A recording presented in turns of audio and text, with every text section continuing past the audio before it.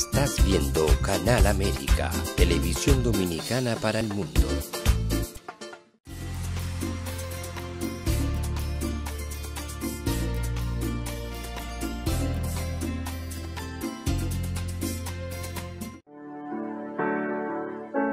Sometimes life can be so damn hard. You don't know where to go. Everything keeps falling apart. Yeah. You try to do your best, but only God knows that you've given everything you've got, but the world takes you down. You just keep moving on. Let your fears. Welcome to a Time for Truth show. I'm your host, Dr. Bernard Fialkoff, and it's a pleasure to have you back again on our next segment. And today's show is very important because unfortunately in our world today, we're going through some tremendous crisis. If COVID was not enough with the biological health consequences, now we have the threat of nuclear war, which is a war that destroys the planet because the radiation that would occur, the darkness that would occur, the ramifications are too horrific to even look at. The fact that it's even being considered or used as a menacing item or a way of blackmailing or of obtaining compliance is a very precarious situation that we're in as humanity. And it's time for us as humanity to realize why this is really happening, because otherwise we get confused. So in today's show, I'm going to integrate for you different facts and viewpoints on how this is happening and how we can improve it. Because this world is comprised of human beings. And without human beings, there would be very little really. What differentiates us from the caveman is our civilization, which occurred with cooperation, with coordination.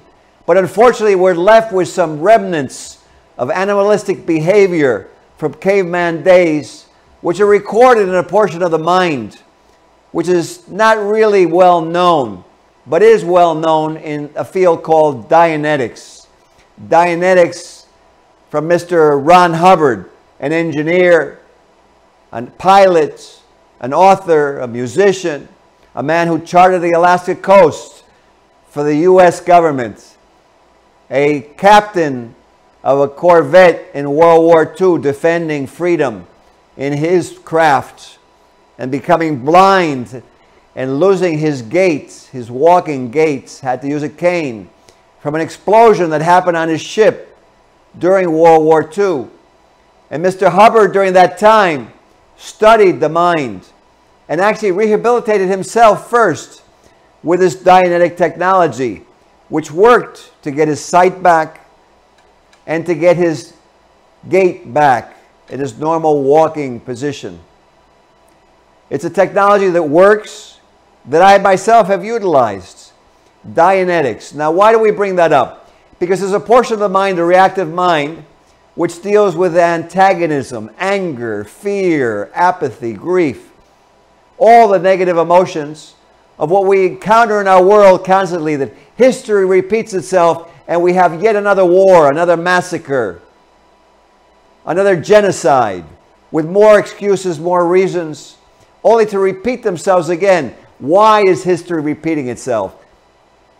Why don't we look at a solution as to why history is repeating itself in the fact that human beings have something called a reactive mind? Not something to believe, but something to investigate and find out for yourself the facts of whether or not what I'm saying to you is true. And I think you will find them to be true as you apply them to yourself, to your friends, to your family, to help. Because the whole purpose of human beings is to help one another. We've been trained long enough So unfortunately, we don't believe in help anymore because of the betrayals. And some of us, unfortunately, in the world who don't want honest help, badmouth and criticize and make negativity out of things that could help people. And that's a true crime. So let's go on to now what happens. So this portion of this mind, reactive mind, causes these negative emotions that lead to the war, conflict. And so I'm going to play a video for you, because a video is worth more than many words that I could speak. Buddha, the first video on the Dianetic introduction for our audience.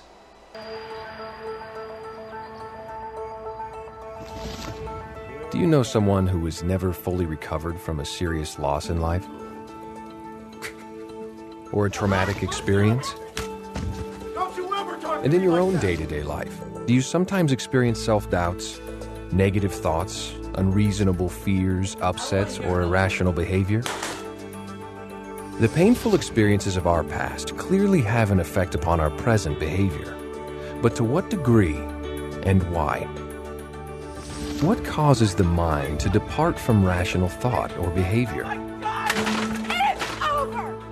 That is the subject of Dianetics. Every moment of your life, your mind is recording everything that's happening to you. Every sight, every sound, every taste, smell, pain, emotion, touch, everything. These recordings form what is called the time track, a consecutive record of all the experiences accumulated throughout your existence. Your mind uses this information to make decisions and solve problems relating to your survival. The better its decisions, the better you survive. Most of this data is stored in your analytical mind, that part of your mind that thinks, remembers, and calculates. But some of your experiences are not recorded into those analytical memory banks. It is a discovery of Dianetics that all of your painful experiences are stored in a previously unknown part of the mind. It's called the reactive mind, and it throws those experiences back at you in an irrational attempt to get you to avoid the same painful thing from happening to you again. Here's a simple and common example. At some point, you've probably gotten sick from eating tainted food. Later in life, if you see or smell or possibly even think about that particular food again, you start to feel a little nauseous.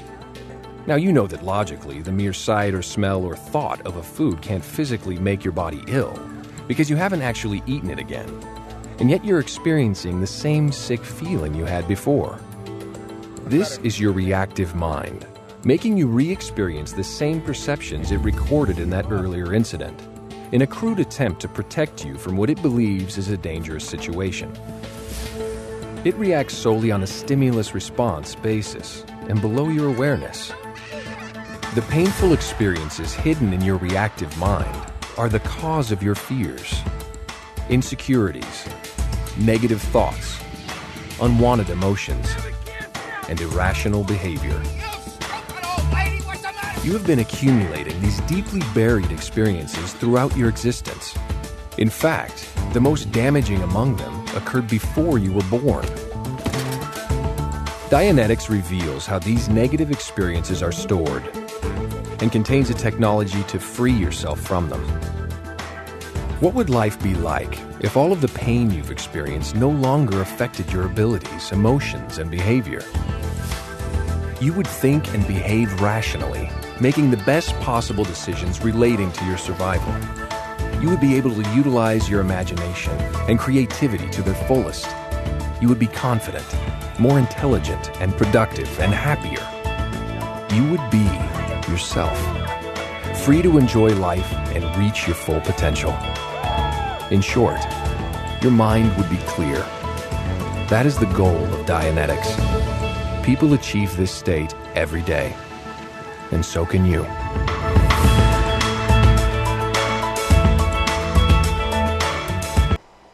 There you go with why it occurs. We have incidents in our past that are recorded during moments of pain, unconsciousness, where we're not lucid, we're not aware. Those are there because that part of the mind tries to make us survive. But it's also that part of the mind when you've ever gotten upset with a friend or family member and later on you regretted it. You regretted it because you were yourself again, but during the moments where you acted in a bad way or a poor way or in an ill-mannered way or in a way that you really weren't happy about, in an angry way or physical, violent way, your reactive mind was controlling you. As I said, this is not something to believe. You should find out for yourself. But millions all over the world have applied this and found it workable. And as I had told you, Mr. Hubbard himself rehabilitated himself, which is why he realized that the technique was workable. So why do I mention this reactive mind? It's very simple. Is you probably experienced it in your work when a fellow worker gets upset with you, really for very little reason. Or you come home and somebody's very tired and they act out on you. They call it acting out, right? Or you're on the street and for no reason somebody who's had a horrible day and is tired, is not really there, starts menacing you, or you get the feeling he's going to attack you. It's also the reason behind crimes and behind violence and a lot of the things we're trying to regulate out of society, which we can do better by educating. So there you have the part of the mind that's active. And as long as that part of the mind is never addressed, then we will never put an end to the ills of mankind. And individually we'll have fears, repressions, obsessions, and what happens all day long with conflict. So I know it's something we want to resolve, and there we have a solution. Because too much in the world, unfortunately, is about today 400 people died in some train crash, which is horrible. But we never hear about today 50 million graduated, 10 million were born, and 30 million attended musical events. Unfortunately, for some reason, it seems like our media tends to concentrate on the negativity. But we can change that because, again, that's probably originating from similar factors. So we want to create positivity. Positivity that leads to logical solutions, not threats, not violence, but sanity, communication, allowing someone to voice their opinion as it's stated in our Bill of Rights. Freedom of religion, freedom of speech, freedom to gather, freedoms which are very important and are symbols to the entire world. America is a symbol of freedom. And so that freedom brings sanity, because with freedom, men and women have respect for themselves, can produce for themselves, have a right to have their own property, regardless of their creed, race, nation of origin. Very important principles of human rights from the United Nations, and principles upon which our country was founded. The Declaration of Independence and the Constitution and the Bill of Rights in all our 50 states. Sure, we're not perfect, but we've gone a long way, much further probably than mankind has gone in many, many years. Now, there's one portion. The next portion that I want to bring out is a common sense agreement that we can all reach amongst all religions, all races, a way that we can proceed to prosperity and happiness, not for just one, but for all. Because the problems that we incur with war or with conflict, or where one country is suffering and so looks at the other country as a solution by taking away their products, by seizing them, by destruction. We have the same thing can occur in communities where certain races or religions are ostracized. But I ask you, as you're watching this segment, how would you feel if you were the oppressed? How would you feel if you weren't the majority in that area? I don't think you'd feel very good. I think we'd all agree that in order to have a family, the mother and father have to produce in order to keep their children in line. Because I know when I was young, I was a handful, and then when I became a father, I suffered from what I did to my parents when younger. It said that we learn as we get older, and I definitely learned. I'm sure all of you have learned. So, but we realize one thing. We need to produce. If we don't put seeds in the ground, there will be no apple tree.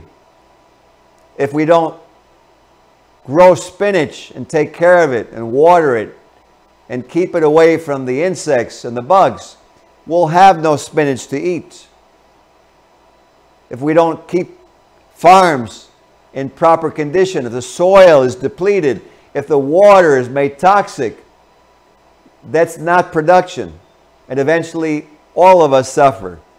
So we would all gain from a common sense guide of how to protect our environment, of how to create a rational government and support it, and support our leaders. Not to cause revolution, but for the first time, evolution. Evolution to a higher level, not to the exclusion and not to the detriment. Not where machines are taking over our lives, because I see technology as a wonderful thing. But if we're going to get into a real society and make it as if the Matrix, where robots are controlling the society, where the benefit of mankind is lost, and only things that are automatic and electronic are functioning, I don't think that world has long to live. I don't feel that we need to see any more of these movies or books written such as 1984. We don't need to see them coming to life any further. We need to see something else coming to life, which is a way to happiness. So I want to actually show you a few videos of the way to happiness that I think you'll find very interesting. It's a common sense guide. It's non-religious, it's non-partisan, and it's meant for all of humanity to create a world full of joy and happiness. Happiness. True joy and happiness are valuable. If one does not survive, no joy and no happiness are obtainable. Trying to survive in a chaotic, dishonest, and generally immoral society is difficult. Any individual or group seeks to obtain from life what pleasure and freedom from pain that they can. Your own survival can be threatened by the bad actions of others around you. Your own happiness can be turned to tragedy and sorrow by the dishonesty and misconduct of others. I am sure you can think of instances of this actually happening. Such wrongs reduce one's survival and impair one's happiness. You are important to other people. You are listened to. You can influence others. The happiness or unhappiness of others you could name is important to you. Without too much trouble, using this book, you can help them survive and lead happier lives.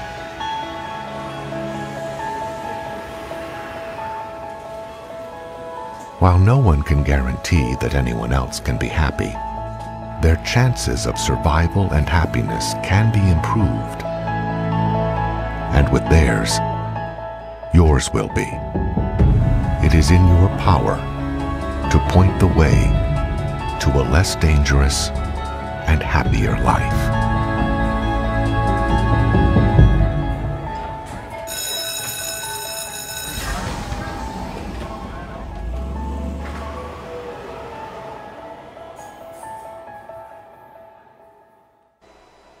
Excellent. So what do we have? We have a way of aligning all of us in agreement together on common sense principles. When I was a little boy, I went to the Yeshiva of Hartford, which is a Jewish training school, and I did my bar mitzvah totally in Hebrew. And I encountered much prejudice being a Jewish man a young boy, and I had many friends, German friends, Swedish friends, grew up in Connecticut. And my wife is Venezuelan Catholic, and I have friends who are Hindu and Indian and Buddhist. And what I've seen is that we need a crucible where we can all join all the religions together and not lose any. Each one keep who they are. And the way to happiness is that crucible that's common sense, that's not religious, that binds us together with the common sense of each religion, which is why it was formulated. So now I want to leave you with the next video. Buddha, the next video, please. Flourish and prosper. Really not that talented. You're not attractive. Too fat. You're too short. Too old. Man, you're garbage. Do you really think you're gonna make it? Nobody really makes it anyway. Why don't you just give up? Give up. Give up. Give up. Just give up.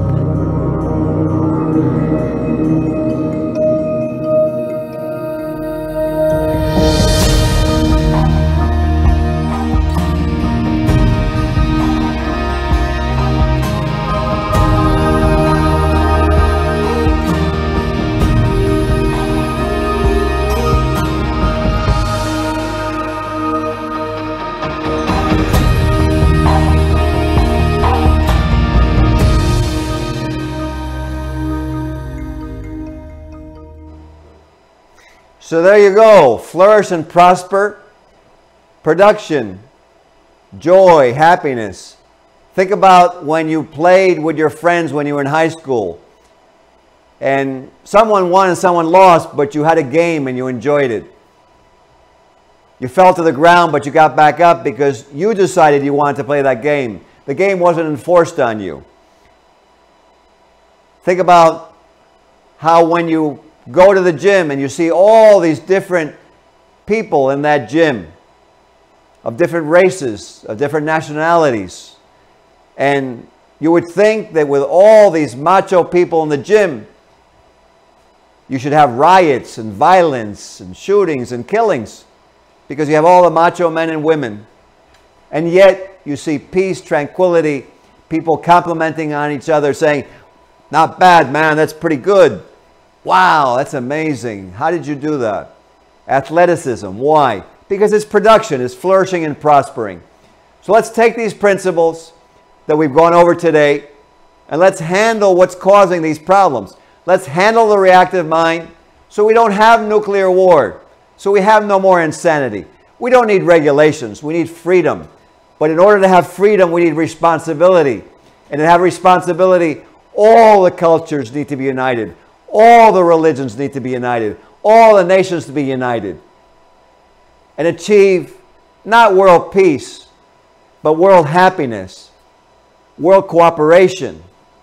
And not where one country is treated as some kind of slavery and esclavitude. No. But actual freedom based on production. Just the way it would be if you were alone in the world. The tree wouldn't just grow by itself. You'd have to grow it. And even if you were tired, you'd have to take care of that field or it wouldn't grow. And you'd have to put the house there for you with your other friends in your community.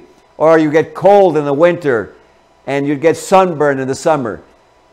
It wouldn't just be put there because you were tired or debilitated. So I think it's time for our world to look at the realities of life and let's move forward. Let's create that world. I hope this show has helped you. I hope it helps you to apply. You can find The Way to Happiness at thewaytohappiness.org. You can find Dianetics at Dianetics.org. But check them out for yourself. The whole meaning of them is to help and to unite humanity. When we look at the enemy that we face with atomic war, it's time to open our eyes and look at reality. We don't need atomic war. We've had enough with COVID. I want to thank you for having been on the show. And I know I want to thank you for what you're going to do out in that world to make a better world. And from A Time for Two show, may we find that in this next year of 2022, the world unites, goes forward, and the nuclear disaster never occurred. Thank you so much. Have a good night. Sometimes life can be so damn hard. You don't know where to go. Everything keeps falling apart. Yeah. You try to do your best, but only God knows that you've given everything you've got, but the world takes you down. You just keep moving on. Let your feet